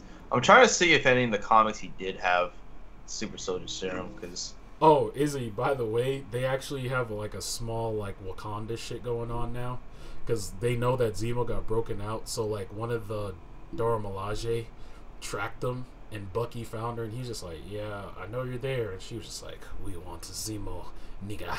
I was just like,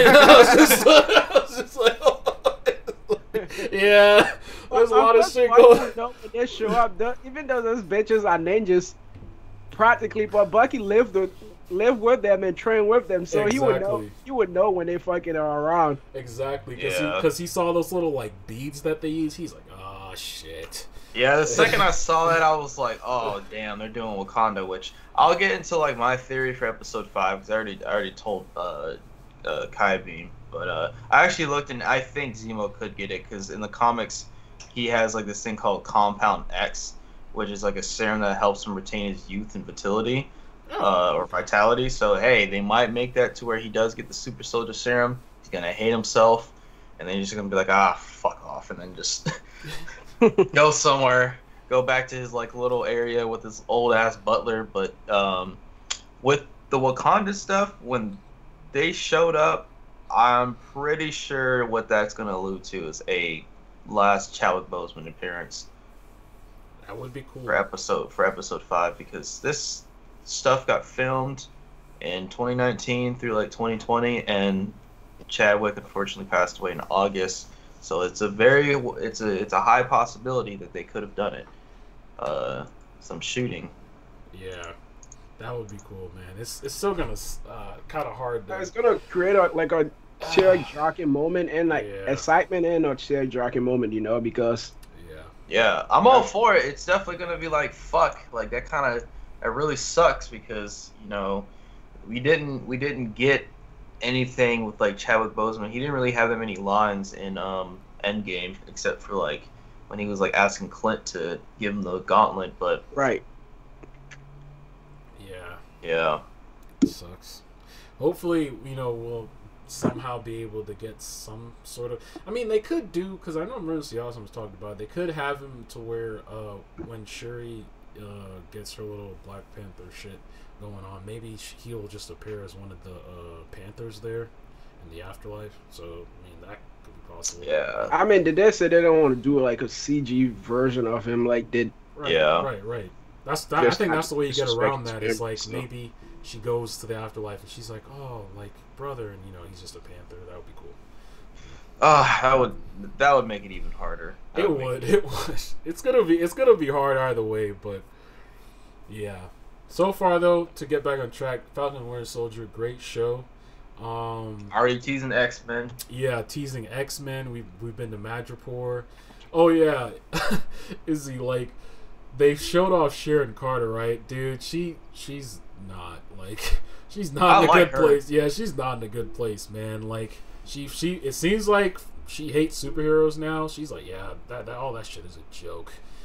And like when she helped them, it seems like she's gonna fucking double cross them, because like when she got in her car, she said, "Yeah, we have some problems. I'll tell you on the way." I said, I don't like how you said that." Yeah. Yeah, like that right there. Yeah, that's gonna be a problem.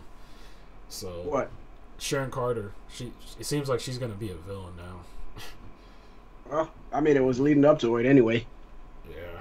Wasn't Sharon Carter hypnotized at one point to be evil in the comics? Because it kind of she was hypnotized to kill Steve during the end of Civil War. Yeah, because wait, was she the one? No, I might be thinking of someone else, because like I was like, did she lead Shield at one point? I could have swore she did. In the comics, yeah, she left. Yeah. So I don't know what kind of story they're going for. Oh, you know what scene everyone talks about though? That shit did make me laugh. Was when they first went to Madripoor and they're in the club and this nigga Zemo starts dancing. Like that shit was hilarious. I was like, what the fuck is this dude doing? Like that shit was hilarious. But yeah. In summary, I'm really enjoying that show a lot more than I thought. I actually wasn't that hyped for this show, to be honest. Like I was more so hyped for like Loki, which is coming next. But this show is actually pretty damn good. I'm enjoying it.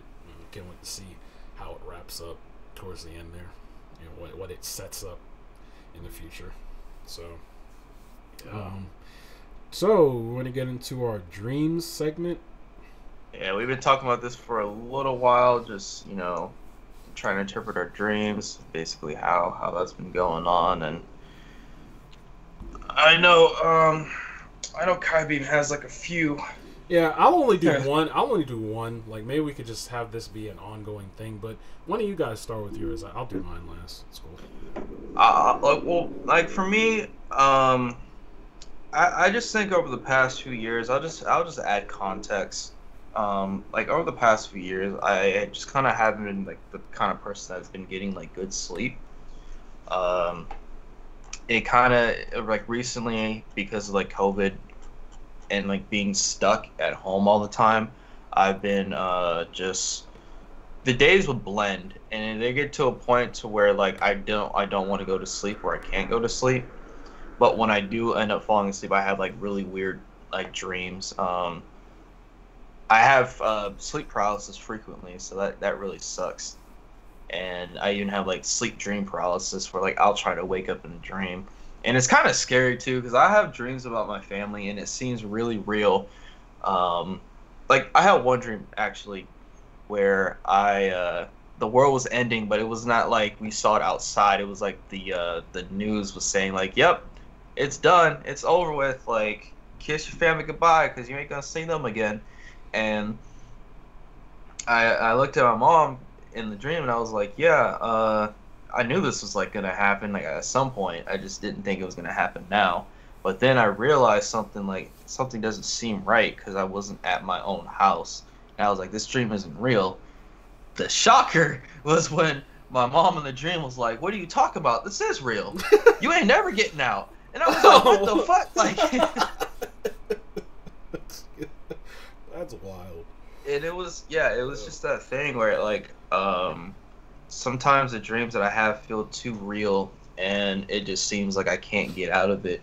I kind of figured out this method of waking up from sleep paralysis is like actually holding my breath.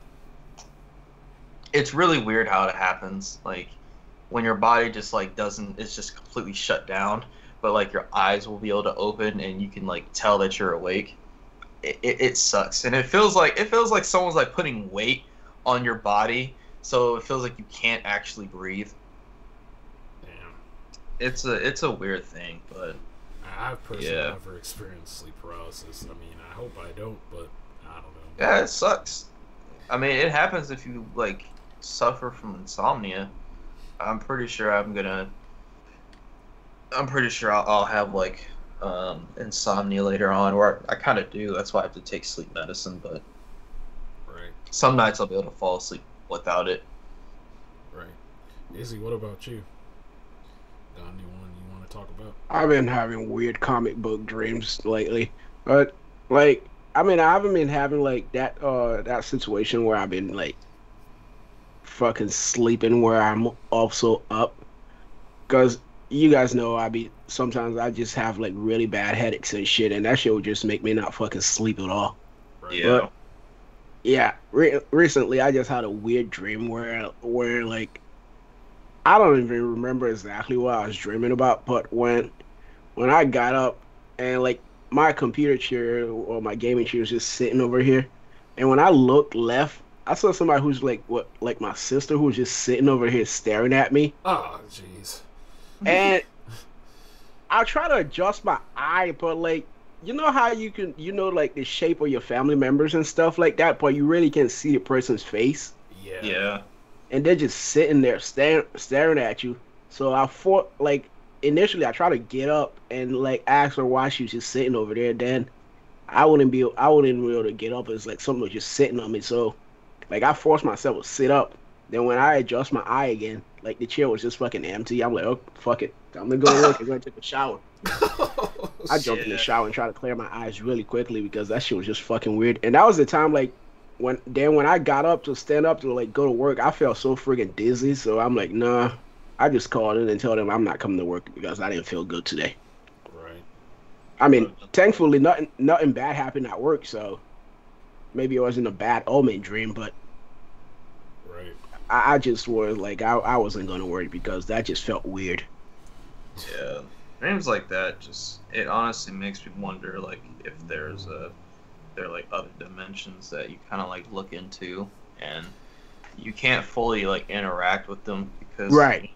you don't have like it's gonna sound weird, but this is like how dreams are. But basically, it's like you can't access these other dimensions because you don't have consciously, Yeah, but it's just you don't have the willpower to do it or like some like essence that's required to do so. Because I'm a believer of the Mandela effect because that's kind of like another thing too. Like I feel like some things happen, but then like at some point or another, it switched up, and it made certain people not exist or made certain events not happen. It's really weird. Right. Right. Like I know our memory is not really reliable. Any event that you think you remember from like 7th grade isn't 100% true. It could be like maybe 80% accurate. Yeah, someone else with some is gonna feelings in remember there, it dude. There's always feelings to you. Definitely. Yeah. Yeah. Yeah, so like it's always different. But the thing is, what makes it trippy is when people have this collective memory. Then that's when they're like, "What the fuck? Like, Yeah, because how are we all sometimes remembering?" people start reaccounting shit differently, like than you were, even though all of you guys were in the same experience. And Yeah, you're like, I Yeah, don't remember that shit happening like that, but right. that's the way it is sometimes. yeah. Yeah, So I that's what gets me too. I'll have dreams about certain events in my life, and I can't discern those from fantasy from reality. So like, I yeah, gotta like write it down. So yeah. I think for me, more so like I've never really experienced like I've never really had like a lucid dream or like dreams like Gomdo over here. I think more so for me is like for a dream like that. I guess it'll seem real sometimes, but like if I wake up, like I find myself actually feeling how I felt in the dream. Like when that dream ends, I feel that specific emotion, and it's really strange. Like let's say I'm just feeling uneasy in that dream, and I wake up and I feel that way, also in what would be the real world, I guess. And it's yeah, like it's just really strange. But I have a couple dreams, but I'm just gonna say one just for the sake of time, and we could just continue this. So one of the ones I remember that I wrote down, basically, I was at a coliseum, which is really weird, and I was like with like someone, either a family member or something like that. And basically what ended up happening is like we were walking around, and just out of nowhere there was this huge ass, and I mean it was fucking huge, like a huge ass like white tiger, and that shit, because it's a predator, like started chasing us. And that person, the person I was with, they got off safe. Like they just ran off to a little side house over there, and the fucking thing was just following me. Somehow I did some fucking acrobatics and jumped off the side of this cliff right here.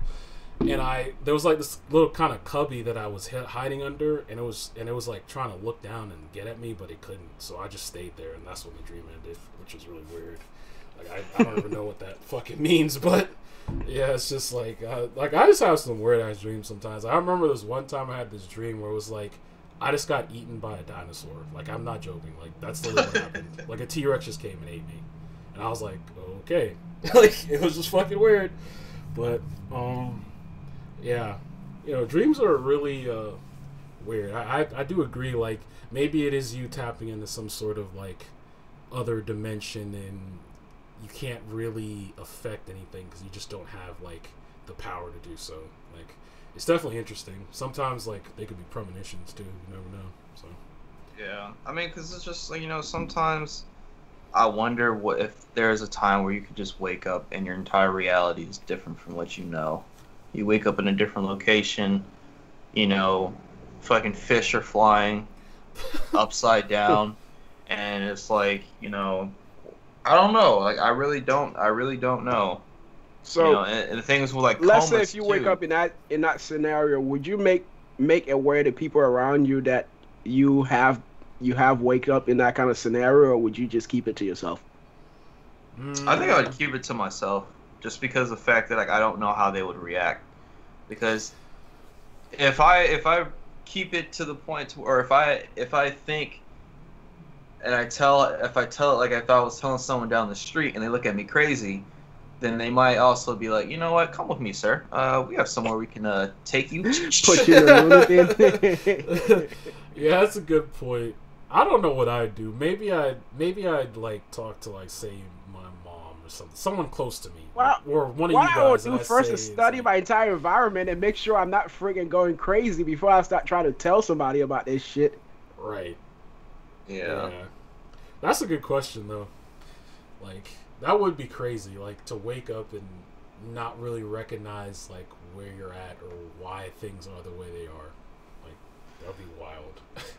Yeah. I mean, I don't know. Like it's like this is a fun segment, but like I remember before, like I used to not like trying to interpret dreams just because of the fact like I knew someone who was always about like dreams and stuff. Every time they like woke up, they like look at their hand and stuff and just fucking weird. Like I didn't.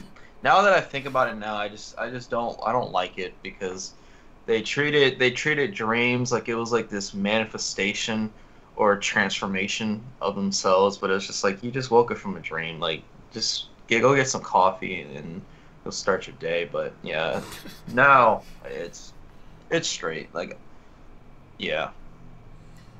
Yeah. You know, it's funny because since we're talking about alternate dimension or whatever, we are having that conversation earlier, or off mic yesterday. Was it last night or whatever?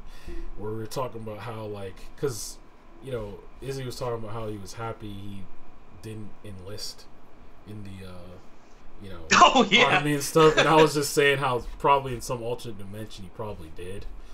Because I'm a firm believer alternate dimensions exist, man. They're out there. We just don't know how to access them. That's just because I mean I'm pretty sure like when I did research actually like they said we're aware of them like but the thing is like if we went there because like it's gonna be inverted like our bodies can't like what's the word I'm looking for like trauma there. Yeah, they can't like sustain like life there. It's like because it's gonna be like the vibrations and the energy is different to how we've acclimated here. It's gonna be different. I mean, obviously there may be a version of us who's live over there who is exactly who's exactly where they're supposed to be, but we as individuals will not be able to survive in that frequency of that world, you know. Yeah, I think it's kind of like the Flash when like they're like, oh, like there's a different frequency out there that you can see them and stuff because like it's in the same location but the different frequency. And like in that show, they had to have like a wristband that matched that frequency. Exactly. Which I can see that. Like there's nothing. Yeah, it's interesting. For sure. But that was funny though, because we already just we came to the conclusion that if Izzy was in the military, he would be the Winter Soldier because he's just like whatever until the job is done, and even when the job is done, then he'd be going to his butcher phase. And just start whacking people off in the United States, like. Well, I just said like if I was ever in the army, I just think I would be too good at my job, because I have that kind of like where when I'm doing something, I just like immerse myself in it too much than I would like to. Yeah. So yeah. Basically, be like the end of Rambo 1. Or the Punisher. Yeah, held up in the gas station, be shooting police in the foot, like. Yeah. I it's just like I don't think I would have been able. I would be able to readjust back to society if I was like ever like, especially not like any branch in the military, but mostly something like the Marines or the Army where I have to like be boots on the ground, immersed in like combat. Yeah, I don't think I'll be able to readjust back to like normal society life anymore. It's just weird because like to kind of survive in those environments, you have to take on like a new level of survival instinct, you know. So like it's just hard to turn that shit off when you come back to like. Sometimes you enjoy it because it's way more simpler. Yeah, and sometimes it's not. I mean, like the adrenaline is fun, but it's not very good for you to be on that adrenaline all the time, you know, because that shit fuck with your damn blood pressure and shit, and that's how people die from like early heart attacks and stuff like that. Because once that adrenaline wears off, that heart can take just being not a standstill per se, but like out of calm level instead of just always being out of hyperactive level. Yeah, it's like an opposite of heart attack, where like a heart attack happens when your heart accelerates way too much and beat out of rhythm. But says most people who are in that kind of adrenaline-filled environment, it's like, I mean, they have trained themselves to be calm, but their heart is always beating really fast and anyway. So like once they get reacquainted with regular society where they're not in all that danger, like that heart can just take that rhythm anymore. Yeah, it's really hard to assimilate back in society, man. That's the reason why. That's the same shit. Agree. That's the same shit with not to cut you off. Sorry, just want to quickly you're say, good. That's the same thing with like prisons too. Like where the prisoners, like when they've there for so long, when they get out, like they go back. Like they purposely do because stuff to go back. They don't feel safe outside anymore. Everything outside feels crazy to them. Exactly. Well, it's also like, and the thing is too is like, I would say, because I mean I think there's like three separate differences. There's like Well, actually, no. Like in Izzy's case, it's military, which is why like I'm so sympathetic to veterans. But like prison, yeah, I see it's different because first of all, you don't go to prison for them to rehabilitate you. No, No. Like you go to no. prison so when you come out, you Corporations to learn make some money. new skills. Yeah, you're basically a paycheck for corporations, and then you come back or you come out, you learn some new skills that doesn't help you, and then when you're out of prison, society treats you like shit. You can't get a job, so yeah, of course you're gonna become a repeat offender. Mm-hmm. But yeah, no, I know for a fact if I was in the military, it just wouldn't be good because I feel like I would try to be too creative for that shit, and yeah, it wouldn't be good. They'd be like, "Yeah, how do you want to handle this situation?" Fuck them. Fuck 'em. Yeah, for me personally, I've never really pictured myself being in the military or anything like that. I just knew that wasn't my life path. Like, that shit was just never gonna be for me.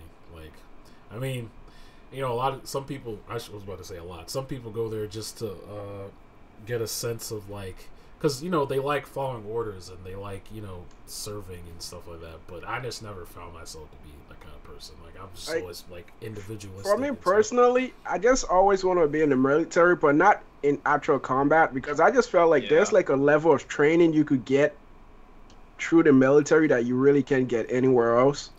Yeah, and discipline. Yeah. Discipline, yeah, that's what. And the fact that like they might call you a maggot and piece of shit, but like they're actually your team. They're not gonna fuck you over like exactly. That's like that in a corporate office. camaraderie of honor and stuff. Yeah. Except when money is involved, but obviously that's like higher up kind of shit like that. But I didn't want to be in combat, but I just still want to like go through that training and just get that level of discipline. Yeah, that's why I thought I was going to be in the military, just because of the fact that, for one, I didn't take high school too serious enough, and like looking for a school was just kind of like a hassle for me. I was going to be like, yeah, I'm just going to do what my dad did, but like, I'm really glad that I didn't, because I just knew how, like, anyone who's like had family or family members in the military know that you have to reach a certain level of rank to retire comfortably, because if you don't and you don't get the right percentage after retirement, you are fucked over.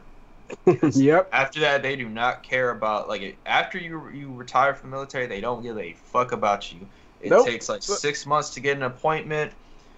So you better have that money stashed the right way and invest your cash properly, because exactly. What rank do you have to be for them to give you like the full thing? Well, I mean, it's not really just like the rank, but it's just like if you like come out like E6 rank and retire, like it's not that good, because if you're trying to look for like a government job, they're not going to treat you as serious, because they're going to be like, oh, like you didn't really have any like they're like, you don't have any kind of anything to offer us in like technical capabilities or like practical capabilities, So Gotcha. like really like have to have a good freaking practical or technical skills to be looked at as a valuable, how do I say, asset? Yeah, and like a leader too. It's like E6 or E7 and E8, like those are like leaders. Those are like people that are like they can take charge and stuff. Because I know for like my dad, like he couldn't do that. He didn't like the responsibilities, so like he purposely like stayed at a rank. But like in the end, it kind of fucked him over, because just the fact that like when he left, they only gave him a certain amount of disability rate, and yeah, it was a mess. It was a mess of the situation. So yeah, never thought about stuff like that. I mean, yeah, respect to the veterans out there, though, man. Just fighting out there for sure. But yeah, I don't have anything else to really talk about. You guys have anything else? nope. All right, well, You already know what it is. Kai Beam Podcast. And this was episode 12. Thank you for listening. Like, comment. Swingy versus Quavo. Swingy, that's going to be a fucking name. Thank you for listening. Like, comment, and subscribe. And we are out. Peace. Peace. Have a great day.